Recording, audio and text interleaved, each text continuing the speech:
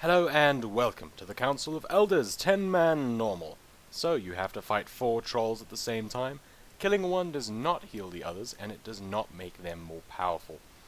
However, you do have to deal with empowered. Rather than being granted when you kill a troll, it's just placed on a troll and then you will have to bring them down 25% of their health from when they were empowered.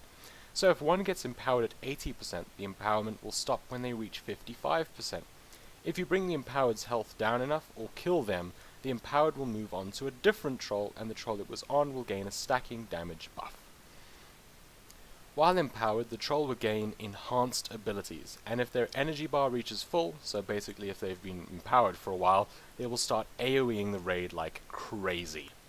The first troll we'll look at is the first troll who gets empowered. Frost King Malak has 2 abilities, Frigid Assault and Biting Cold. When he uses Frigid Assault, he will start hitting the tank really fast and stacking out Frigid Assault. If these stacks reach 15, the tank gets stunned for a while. So the other tank should taunt when the one tank reaches 10 stacks. Keep watching the stacks of the other tank and your stealth, as you don't want to be stunned. Biting Cold is put on a random player and makes them hurt players around them, so players with Biting Cold should stay away from other players. When the Frost King gets empowered, instead of using Biting Cold, he will use Frostbite. Frostbite is like Biting Cold, except that it has stacks and deals a massive amount of damage, in order to reduce the stacks and thereby the damage you need to stack with other players. In 10-man, each player you stand next to reduces the stacks by 2. You can't get the stacks below 1, but you should keep it at 1, so stack with 2 players. The next troll is Khazrajin, who cannot be tanked and zips around the room by using Reckless Charge. It hurts you if you stand in the way and knocks you back if you stand at the landing zone. In order to avoid this, just avoid the watery looking line on the ground. When empowered, he will reflect half of the damage he takes for 20 seconds after a Reckless Charge. Healers will probably need to use cooldowns when DPS are hitting Kaz and he's empowered. Next up we have Sul the Sand Crawler. He casts sand bolts at random players, which deals some damage. This can be interrupted. He also puts pools of sand on the ground under random players called quicksand. Standing in quicksand puts a slow debuff on the player, and if the debuff reaches 5 stacks, it roots them in place. So get out and stay out of quicksand, and it also helps to spread out a bit while dealing with this.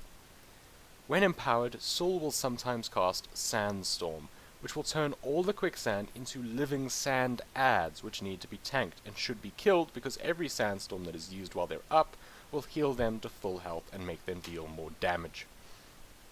Finally, there is High Priestess Marley, who casts Wrath of the Lower at random players, dealing a bit of damage to them.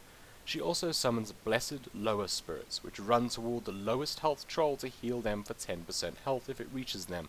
It can be slowed and rooted and should be killed. Also, while not empowered, she should be kept away from the other trolls to give DPS some time to kill it, though if it isn't killed in 20 seconds it will instantly jump to the troll and heal it. When empowered, she still casts Wrath of the Lower and she summons a Shadowed Lower Spirit. The Shadowed Lower Spirit targets a random player and tries to come within 6 yards. If it does, it will instantly kill the player. It can also be slowed and rooted and should be killed, but if it's alive for 20 seconds, it will jump to the player and kill them. During empowered, Marley can be tanked next to the other trolls as she no longer heals them, though ranged will want to stand a bit away, and melee will want to hit from as far away as they possibly can. She does have a rather large hitbox though. At the start of this fight, the tanks would get a bit of aggro on the priestess and then leave her standing far away. We also brought Sul and Malak next to each other and burnt down Sul as much as we could before swapping to Malak before empowered became an issue. The reason for this is because Sul is really dangerous, and if you can take him out, the rest of the fight is really easy. After that, it's about killing the lowers and nuking down the empowered boss. You can use Bloodlust right at the start for full benefit. And that's it for the Council of Elders. I hope you enjoyed this guide and that you found it helpful. And if you did, then please click that like button and post a comment, as it really helps me out. And of course, subscribe for more videos. Good luck and have fun. Cheerio.